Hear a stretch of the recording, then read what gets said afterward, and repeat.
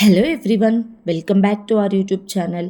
Last పార్ట్లో భీముడు దుర్యోధనుడితో, దుర్యోధన, నేను నీ 30 మంది సోదరులను బంధించాను, ఇప్పుడు వారిని వధించడానికి వెళ్తున్నాను, నీకు సామర్థ్యం ఉంటే వారిని రక్షించుకో అని అంటాడు. ఆ తర్వాత ఏం జరిగిందో ఇప్పుడు తెలుసుకుందాం.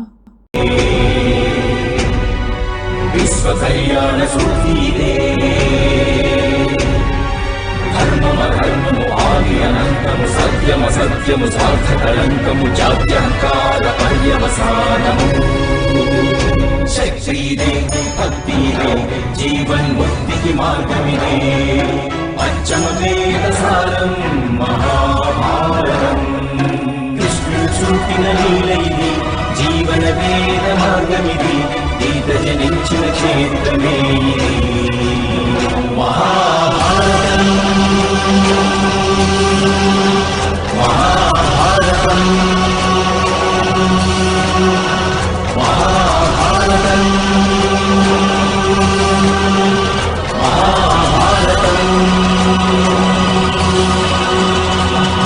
ఆ తరువాత దుర్యోధనుడు అంగరాజుతో, మిత్రమా కర్ణ, నేను నా సోదరులను రక్షించుకోవడానికి వెళ్ళాలి, నువ్వు ఈ రాక్షసును వధించేసేయని వెళ్ళబోతూ ఉండగా ఘటోత్కచుడు తన నోటి నుంచి అగ్నిని పుట్టించి దుర్యోధనుడిని బంధిస్తాడు.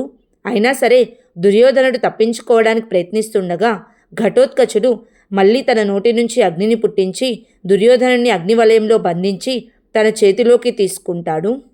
అప్పుడు ఘటోత్కచుడు, ప్రణామాలు పెదనాన్న, మా సోదరుడు అభిమన్యుణ్ణి వధించడానికి మీరు ఎంతో సామర్థ్యాన్ని ప్రదర్శించారట. మా సోదరుడు అభిమన్యుడి ఆత్మ మీ మరణంతో తృప్తి చెందుతుంది అని నవ్వుతూ ఉంటాడు.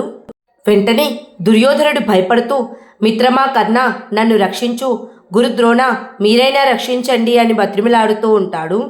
దుర్యోధనుడి బాధను చూడలేక కర్ణుడు ఘటోత్కచుడిపై బాణాల వర్షం కురిపించగా ఘటోత్కచుడు, అంగరాజా, పెదనాన్నను మా నాన్నగారు చంపుతారు, ఒకవేళ మీ శరాలతో పెదనాన్నగారు చనిపోతే మా నాన్న నిరాశ చెందుతారు అని అంటాడు. ఘటోత్కచుడి మాటలకు అంగరాజు కూడా భయపడి బాణాలు సంధించడం ఆపేస్తాడు. అప్పుడు ఘటోత్కచుడు భీముడితో, నాన్నగారు, మీ శత్రువును నేను బంధించాను, వచ్చేయండి, వచ్చి వీరిని వధించండి అని అంటాడు.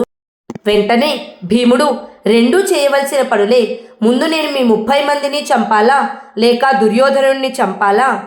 చూడండి, నా కొడుకు దుర్యోధనుణ్ణి తన పిడికిల్లో బంధించి ఉంచాడు, ఒకవేళ దుర్యోధనుణ్ణి నేను ముందుగా వధించానంటే అప్పుడు నా ప్రతిజ్ఞ వృధా అయిపోతుంది, అయితే యుద్ధం ఈ రోజే సమాప్తమైపోతుంది. చూడండి, సూర్యోదయం అవుతోంది, ఉషోదయం యుద్ధం అంతం చేయడానికి వస్తుంది అని, పుత్రులారా, వీరిని బందీలుగానే ఉంచండి, నేను ఇప్పుడే వస్తాను అని చెప్పి దుర్యోధనుడి దగ్గరికి వెళ్తాడు. ఆ తరువాత భీముడు, పుత్ర ఘటోత్కచ, దుర్యోధనుణ్ణి భూమి మీదకు తెంచు, ఇప్పుడే నేను వాడిని వధిస్తాను అని అంటాడు. వెంటనే ఘటోత్కచుడు, అలాగే నాన్నగారు అని దుర్యోధనుణ్ణి భూమి మీదకు దించబోతూ ఉంటాడు. అప్పుడు దుర్యోధనుడు, మిత్రమా కర్ణ, నన్ను రక్షించండి, గురుద్రోణ, మీరైనా రక్షించండి, ఈ రాక్షసుణ్ణి వధించండి అని అంటాడు.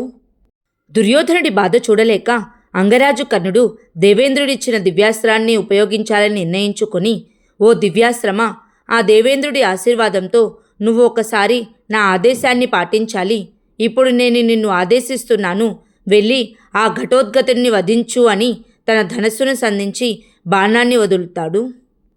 అది చూసిన భీముడు వెంటనే పరిగెత్తుకుంటూ వెళ్ళి ఘటోత్కచుడికి అడ్డుగా నిలుస్తాడు.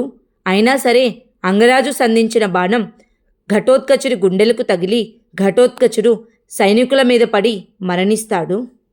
అప్పుడే సూర్యోదయం అవుతుంది. భీముడు ఏడుస్తూ ఘటోత్కచుడిని తన ఒడిలోకి తీసుకుని, పుత్రా ఘటోత్కచ, నువ్వు మా కోసం ఇంతటి బలిదానం ఇచ్చావా? నీకు ఈ యుద్ధానికి ఎటువంటి నిమిత్తమూ లేదు, ఎందుకు పుత్రా, నేను మీ అమ్మకు ఏం చెప్పగలను అని ఏడుస్తూ ఉంటాడు. అది చూసి వాసుదేవుడు కూడా చాలా బాధపడుతూ ఉంటాడు. వెంటనే భీముడు కోపంతో, దుర్యోధన, ఈరోజే యుద్ధం సమాప్తం చేయాల్సిందే, లోకానికి నీ వలన ఎనలేని హాని కలిగింది, ఈరోజు నేను భూమాతకు నువ్వు నీ తమ్ముళ్ళు చేసిన పాపాల యొక్క భారాన్ని తగ్గిస్తాను అని అంటాడు. అప్పుడు దుర్యోధనుడు, భీమా, నువ్వు కూడా నీ రాక్షస కొడుకు మాదిరిగా నీ శరీరాన్ని పెంచుకో, అప్పుడు బహుశా నువ్వు నన్ను ఓడించగలవేమో అని నవ్వుతూ, భీమా, ఇప్పుడు నీపై నా గదను ప్రయోగించవలసిన అవసరం లేదు. నా మిత్రుడు కర్ణుడి శరాలకే నువ్వు అంతమైపోతావు అని అంటాడు. దుర్యోధనుడి మాటలకు భీముడు కోపంతో దుర్యోధన అని దుర్యోధనుడి వైపు వెళ్తూ ఉండగా అంగరాజు కర్ణుడు తన ధనస్సును సంధించి భీముడికి బాణాన్ని వేస్తాడు. వెంటనే భీముడు తన భుజానికి తగిలిన బాణాన్ని తీసి, ఇలాంటి శరాల అంగరాజా, దీనిని నువ్వు ధనుర్విద్య అంటున్నావా అని బాణాన్ని కిందకు విసిరేసి, ఇంతకన్నా లోతైన గాయం సూదితో వస్త్రాలు కుడుతున్నప్పుడు స్త్రీలకు అవుతుంది. అయినా నువ్వు వీటితో పాండుపుత్రుడు వృకోదరుణ్ణి భూమిపైన పడేయాలనుకుంటున్నావా అని చెప్పి బాణాలన్నిటినీ కింద విసిరేస్తాడు.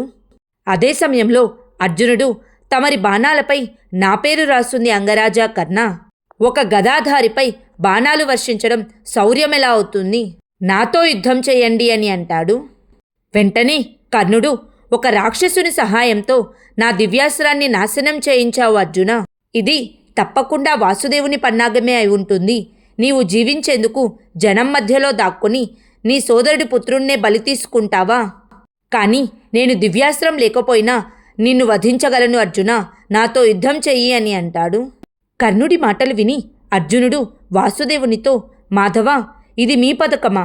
నా ప్రాణాలను రక్షించేందుకు మీరు ఘటోత్కచుని బలిచేయ తలపెట్టారా అని అడుగుతాడు.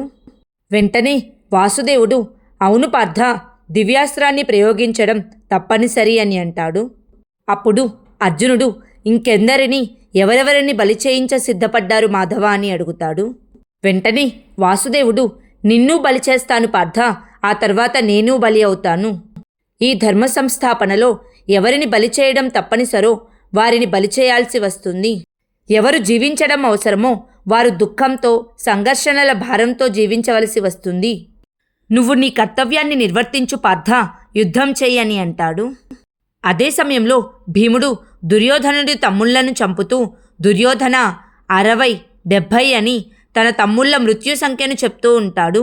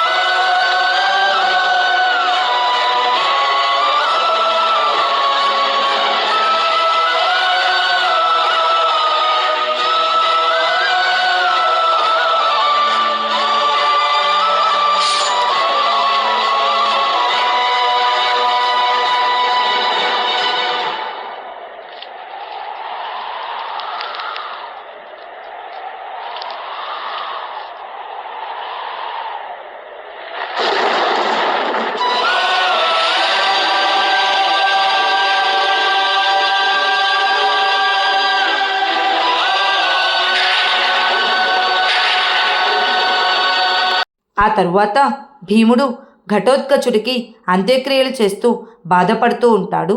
ఆ తరువాత ఏం జరిగిందో నెక్స్ట్ పార్ట్లో తెలుసుకుందాం.